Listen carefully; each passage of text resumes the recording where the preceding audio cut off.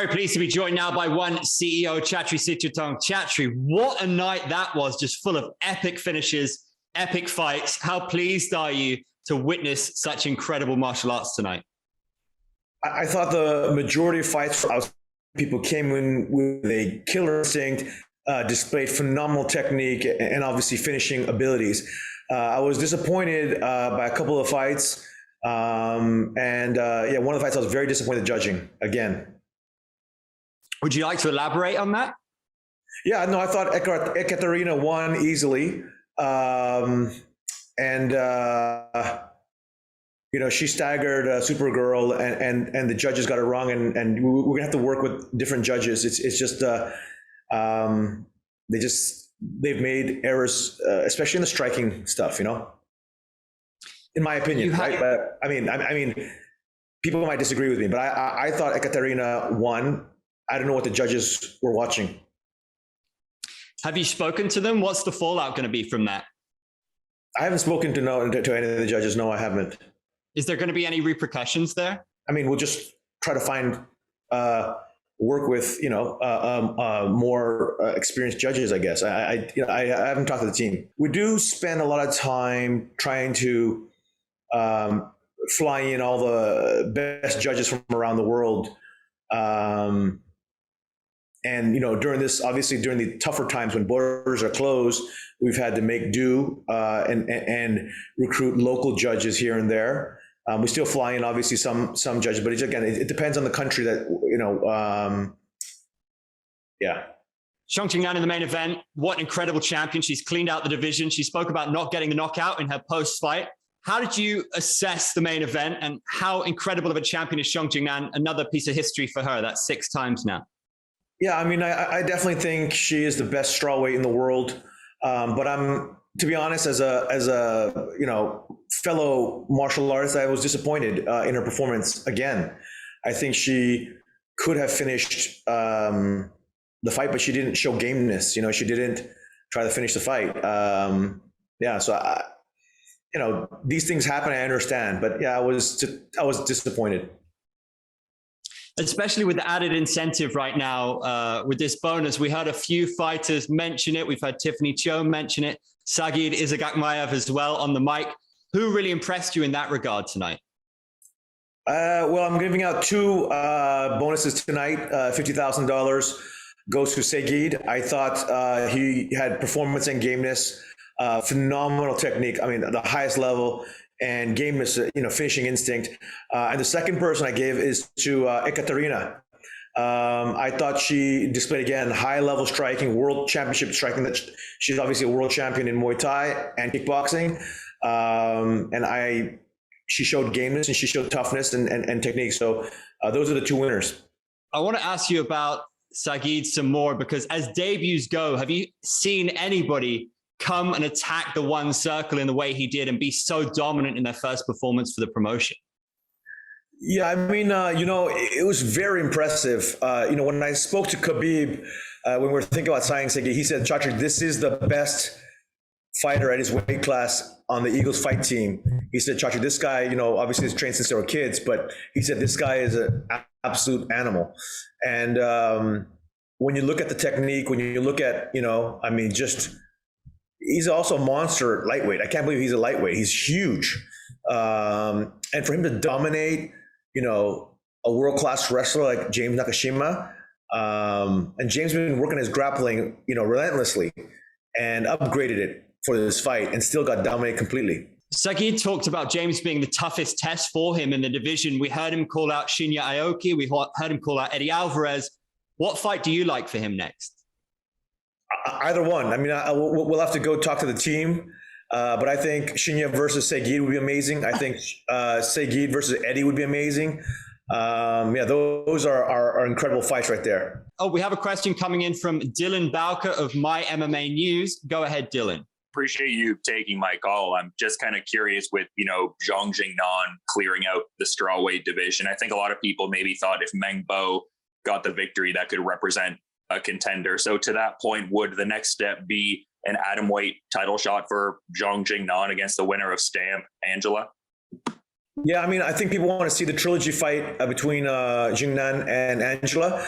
I will say that we have signed a bunch of strawweight, world-class strawweights, a real contender type of material. And we announced we signed several incredible female athletes in the strawweight division. So she has cleaned out the current strawweights, but there is a whole new slew of a whole army of new world-class strawweights that'll be a handful for Jingnan. But I think, one of the things I think we would love to see is potentially the winner of, Angela and Stamp face Jingnan. But again, I'd have to talk to the athletes. I really, we haven't, we just got done with the event. Plus, to be honest, like I don't know. I don't know what's Jingnan used to knockout artists, come with huge gameness, real killer instinct, and her last two performances, it hasn't been the same Jingnan. It's been very flat, very cautious and safe, which is not her nature as a person, as an athlete, and it's very surprising.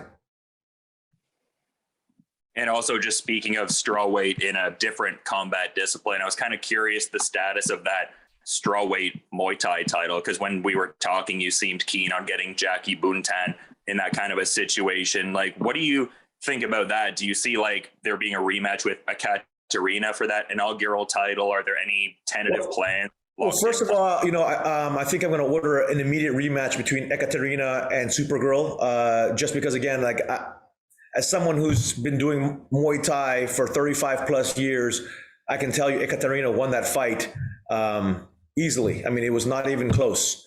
So I just don't know what the judges were seeing, or, I have no idea what they were judging. Ekaterina rocked Supergirl twice, almost finished her. It was literally one punch, one kick away from finishing Supergirl. And mind you, Supergirl is super tough. I was so impressed with her warrior heart and staying power. But, technically speaking, Ekaterina had more volume, more accuracy, and two near finishes. I just don't see how she lost that fight. But again, I'm not a judge. The judges have a tough job. I respect it. And at one, we do try to work with the very best judges across all disciplines from around the world. We fly them in, but at the same time, I know Muay Thai. There's one thing I know is Muay Thai. Ekaterina won that fight. Appreciate the insights. Thanks so much. Thank you, Dylan. Our next question comes from the Philippines. Randolph B. Leongson of Spin.ph asks, how big of a motivation do you see the additional 50K prize being, and how big will it be for the next one event? Have you heard the reactions from the other fighters who weren't part of this card tonight? Well, the $50,000 bonus, again, at a minimum, we're going to give one, at a maximum, we give five per show, every single show. And it goes across all different martial arts. So whether it's MMA, Muay Thai, kickboxing, submission grappling, et cetera, all the different martial arts we feature, this is really added incentive. And again, we look at it from two criteria. One is performance, meaning displaying martial arts technique at the highest levels in the world.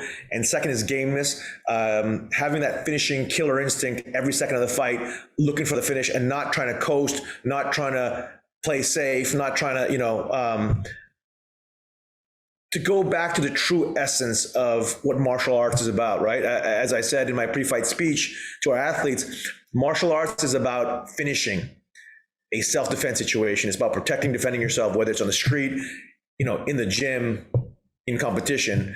And I want to make sure that our athletes have that spirit. I mean, we have a 71% finish rate, which is the highest in the world amongst the top three major global players. So, our martial artists do come to finish fights. But I think, I want to make sure we are able to reward the very best of our roster. But at the same time, of course, I want to make sure we reward our fans. Our next question comes in from Jason Burgos of mixedmartialarts.com. Go ahead, Jason. Hey, Chatri, great card today. I have three questions for you. The first one being, I asked you this separately. Anything new on the possible US TV deal with one? So I can tell you that we're in the final stages of negotiations with three broadcasters. And we should be making an announcement, I don't know if the next few weeks, next several weeks, but, we're imminent. The next question is, and that, yeah, go ahead. Sorry for interrupting you. Broke up a little bit. But the other question I was going to ask is, since we know great news that for 1X is going to be a live crowd, a sold out crowd, is there any plans to do events in 2022 outside Singapore, or will Singapore remain the home base at least through 2022? No, we're looking all over the world again. And definitely, right now we do have plans to throw an event in the US, given that we have a US broadcast deal that's imminent.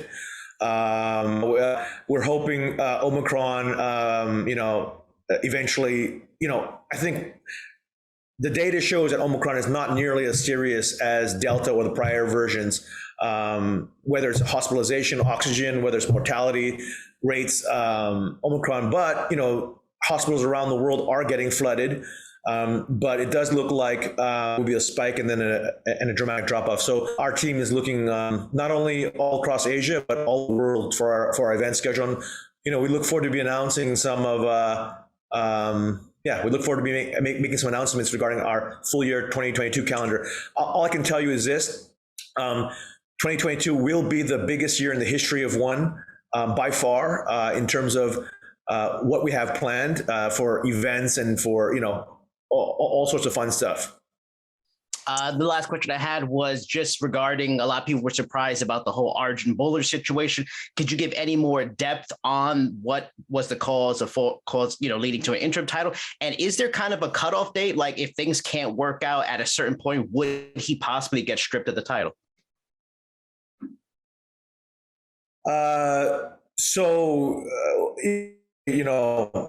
Arjun's manager was not the most, how can I be very polite about this? I would say that the manager was combative and arrogant, a manager from CAA. I won't name the name. But the negotiations went up to the head of sports of CAA, Nez Balos, who is a phenomenal guy, and he and I get along very well. So he has a very much same mindset as we do at ONE in terms of win-win. We want to make sure that our athletes are paid well. We want to make sure that our managers are taken care of. We also want to make sure that it's a fair deal for ONE. And I think Nez has that lens, and so we are maybe 9 months with I would say, an incompetent manager. Thank you very much. But they've swapped him, but they've swapped him out. So. Thanks for your question. Next up, we're going to go to Nick Atkin of SCMP MMA. Nick, go ahead with your question. Hey guys, can you hear me? Yes, I can hear you. Sir. Hello, Andrew, and hello, Chatri. Great event. I'm sorry if I missed the beginning, so I don't. Have you already announced the bonus winners, or does that come afterwards? Yeah. $50,000 goes to Segid, and $50,000 goes to Ekaterina. Okay. Sorry for that. I was interviewing Tawan Chai, but I don't know if you've also been asked about this double card that's coming up for 1X. The second card you said, Chatri, in your Facebook post is going to be a pay-per-view card. Could you just give me some more details on that if you haven't already spoken about it?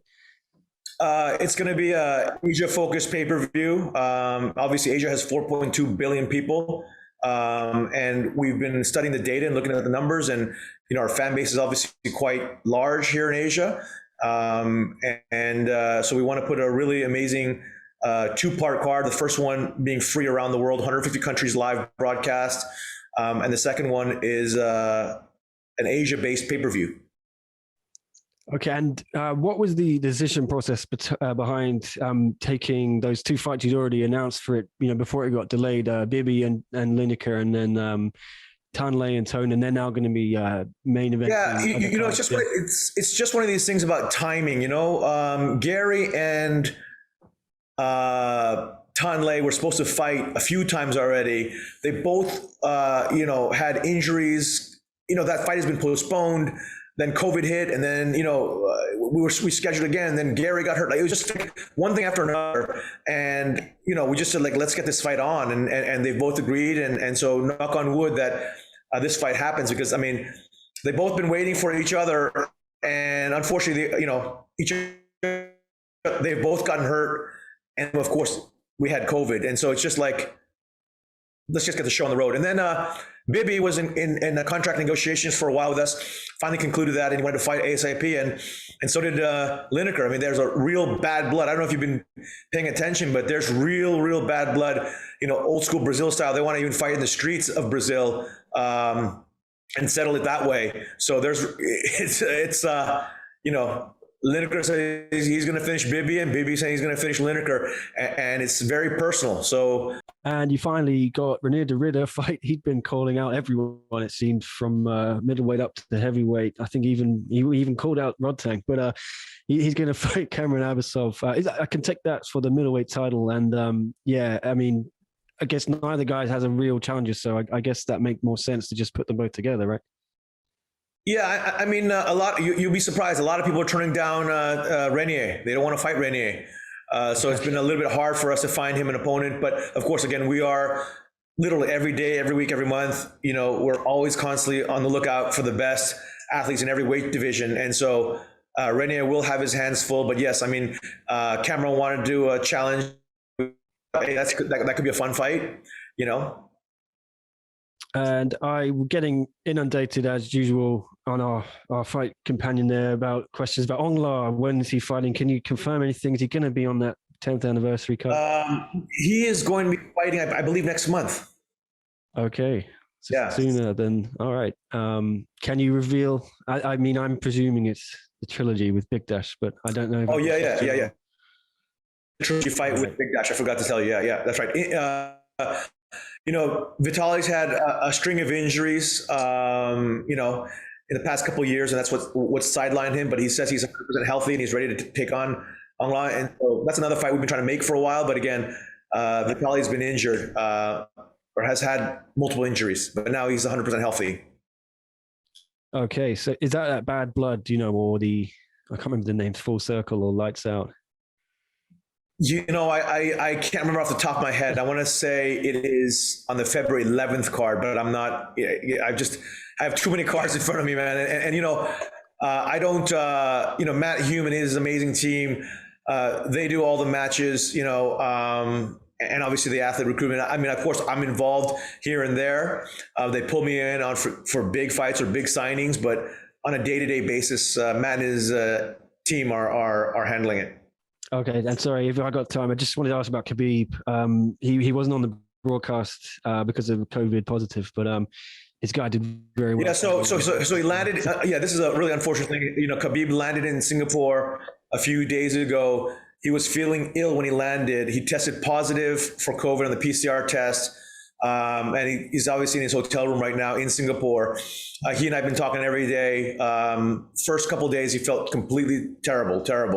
But today he's feeling a little bit better. But I mean, he's still in his hotel room. He did watch the fight. He did message me, and he was really happy with Seguid. And he also said he was blown away by the production value at one. From the stage to the lights and sound to the camera angles, and so he was very complimentary. All right, guys, thanks a lot for answering my questions. Cheers, Nick. We're going to go back now to Nissi Akasiano of International Business Times. Nissi, are you there? Hi, Andrew. Hi, Chatri. Hi. Sorry for the technical glitch earlier. Anyway, Happy New Year, Chatri. Anyway, you announced a few days ago that 1X is finally going to happen on March 26th. It's obvious that you guys put up the best possible fights to celebrate the promotion's 10th year anniversary, but we cannot deny the fact that we're still living in a delicate situation. It was very evident on the card slated earlier tonight. There were several fight cancellations.